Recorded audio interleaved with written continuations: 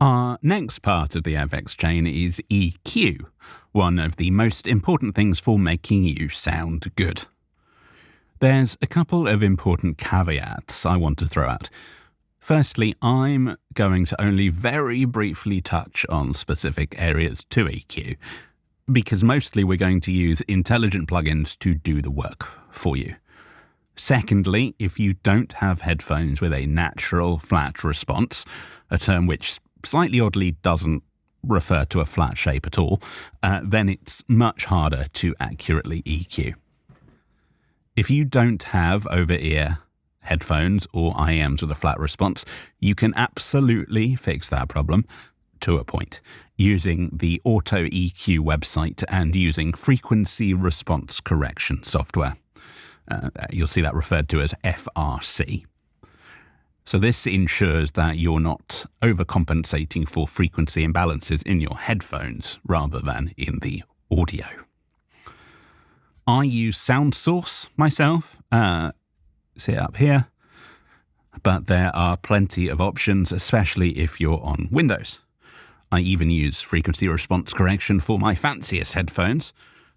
These, my Shure SRH 1540s, which have a remarkably flat response already and were bought for exactly that reason. Even so, if you can check your EQ results with multiple earphones, headphones, IEM, speakers, etc., it's only going to benefit you, as ideally you want to sound good no matter what device is being used to play.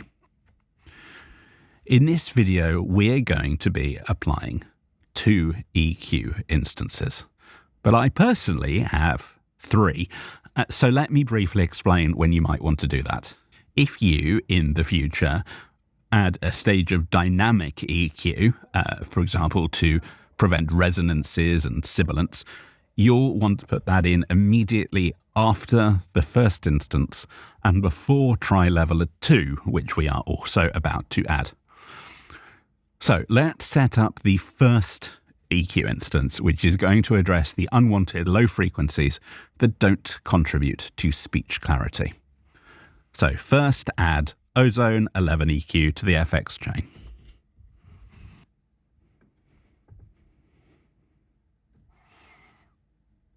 We are now adding this after reargate. We're working after reargate from now on. So we're going to add a low cut, which is otherwise known as a high pass filter. So you can add it by double clicking at the bottom left, and if it comes up as a low shelf, change it to high pass flat. And you can change the angle by dragging the side sticky outy bits out like this. So the exact frequency you want to set your high pass at depends on your voice type. I suggest 80 Hertz if you have a deep voice and still want it to keep some weight. 100 Hertz for most cases, to be honest, and 120 Hertz is best for higher pitch voices that don't need extra low end. In terms of slope, I recommend you choose either 48 decibels per octave or 24 decibels per octave. 24 is a gentler slope, which preserves warmth while still rolling off the unnecessary low end. And 48 is a steeper cut, which is useful for removing unwanted low-frequency rumble entirely. The lower you have it set, chances are the more impactful and damaging 48 decibels per octave slope will be to your voice. So if you are setting it to 80, I really, really recommend keeping it at 24. For most audiobook narrators, 24 is the better choice, unless you have a strong reason to use 48 decibels per octave, as the increased slope impacts the sound more noticeably, even if it's at an almost unconscious level. In some cases, rather than using a steep high-pass filter, you might use a low shelf instead, and that reduces rather than eliminates low frequencies, keeping some warmth in the voice. This is mostly relevant for narrators recording in a well-treated booth, where low-frequency consistency is far more predictable. And you can, of course, use both to create kind of more slanted or more of a curved, kind of multi-angled shape. And that's only really necessary if you have a deep voice and a poor recording environment. For example, me. So if you're trying to juggle a trade-off between reducing bad rumble and keeping the timbre in your voice, you may want a shape that looks kind of like this. So I'm going to save this as my default because this is the shape I normally use.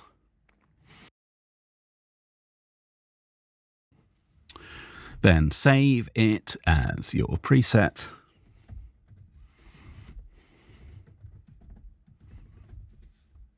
And save it as your default.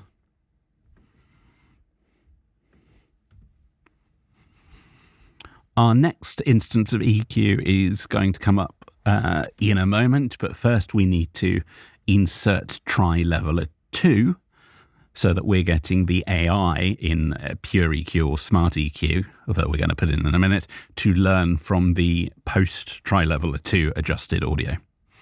So TriLeveller 2 is similar in effect to compression, but instead of compressing peaks, it evenly adjusts the entire dynamic range by virtually riding gain to maintain more consistent levels.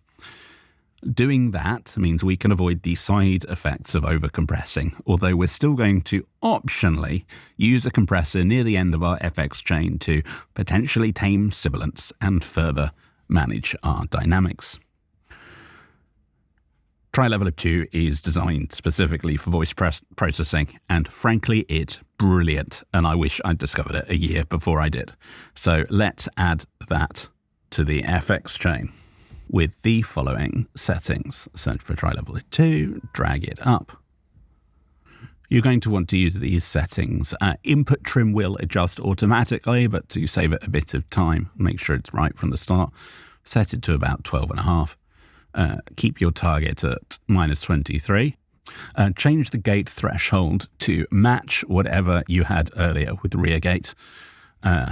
We set it to -36, so we're going to set the gate to -36. We don't want it to interfere.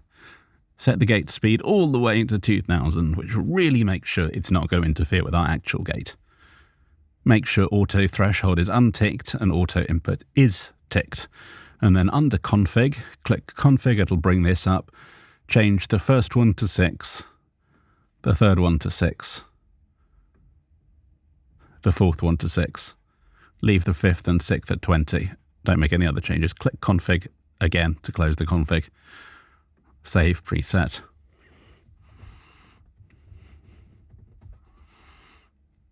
And save preset as default.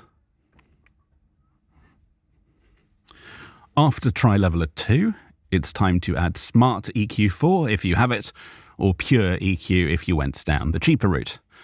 If you're using Pure EQ, setup is simple. Start by recording something because it needs some audio to learn from.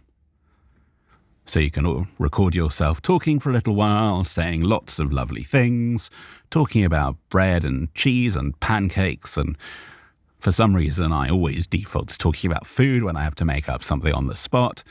Make sure you talk until you've got enough to learn from.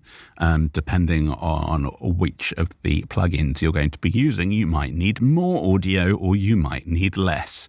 I should probably fast forward through this bit and otherwise just highlight the bits that are funny. Doodly doodly doo. Once upon a time there was a potato. Why am I talking about potatoes?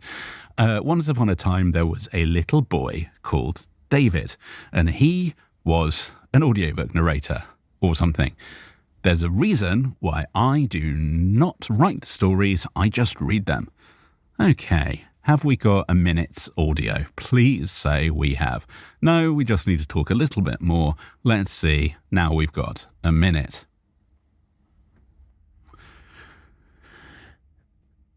Wow, that was interesting.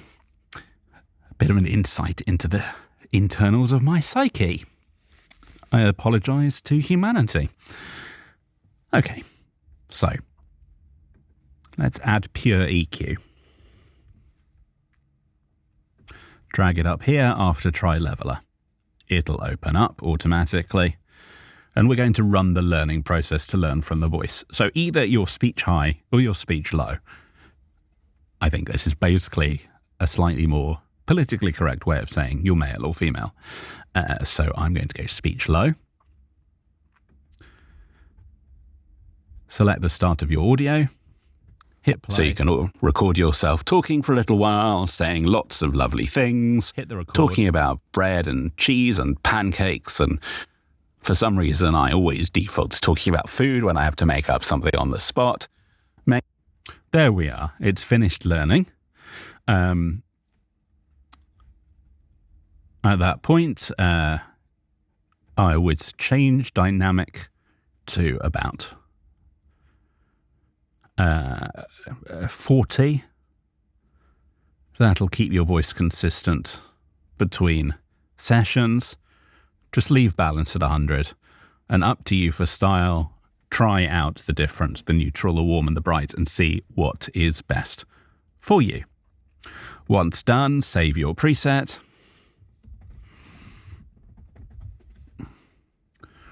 And save it as default. Pure EQ is very straightforward. I'm going to remove that now and add Smart EQ 4 instead. A couple more steps for the Smart EQ. Firstly, click at the top right. Make sure Enable Auto Gain by default is ticked. Make sure Use Linear Phase by default is ticked. Show Analyzer is ticked. And make sure your maximum learning time is set to 60. This means it's listening to 60 seconds of actual audio, which means it's ignoring the gap between your words. Because I've just recorded 60 seconds of audio, there's probably only about 30 seconds of actual audio in there. So for the purposes of showing you this now, I'm going to change it to 30, but please leave it as 60 if you want the best results.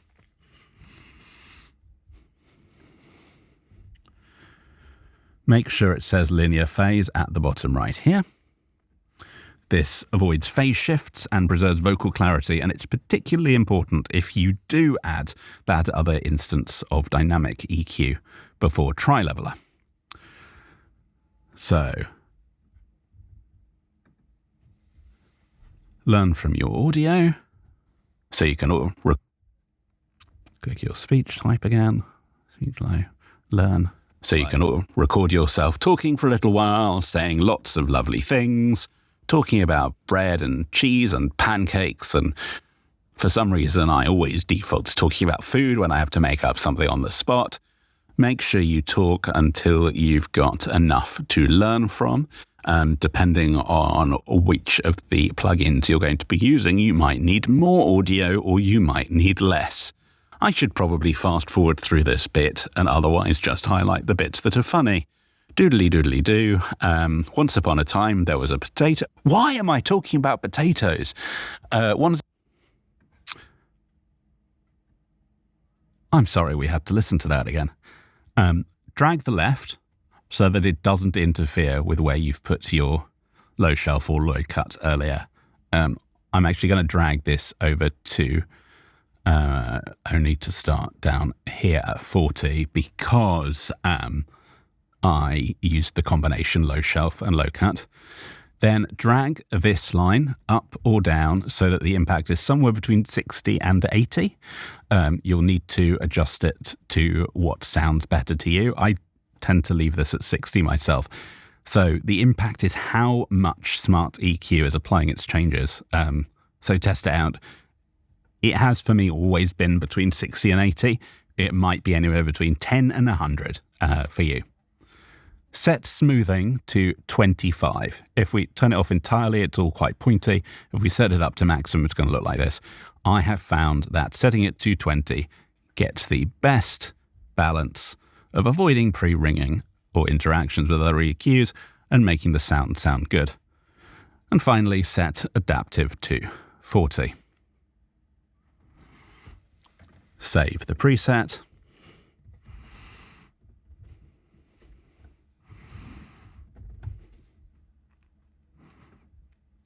Save preset as default. And let me explain why we've chosen to use the adaptive EQ here and I'd set it to 40. If you are recording on different days, increasing the adaptive value can help compensate for subtle tonal changes between sessions, and not just in your voice.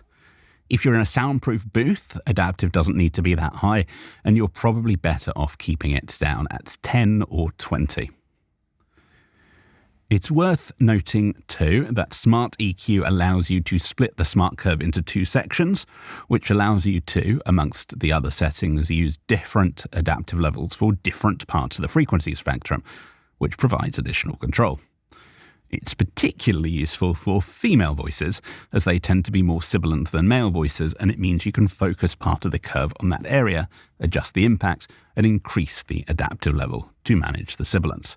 So you add the second curve by clicking the plus here, and you can adjust and overlap even.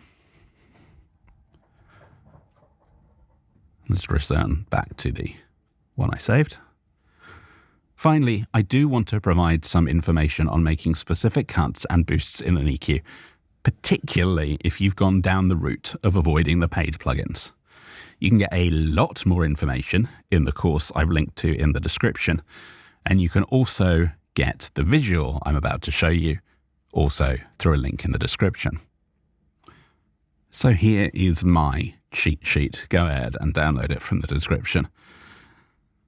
Sub 80 Hz down here contains microphone rumble, handling noise and sub-bass frequencies, which are entirely unnecessary for narration. We've already addressed that with the Ozone instance.